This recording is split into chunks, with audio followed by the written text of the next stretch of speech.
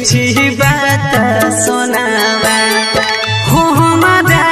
से करत के मीठी बात सुनावा दर्द लेके जीवहु कोना फाटल होई सिनावा दर्द लेके जीवहु कोना फाटल होई सिनावा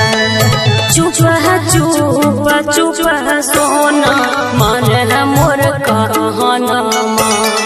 ससुरो से कर बोरे तोरा रोज फोनमा ससुर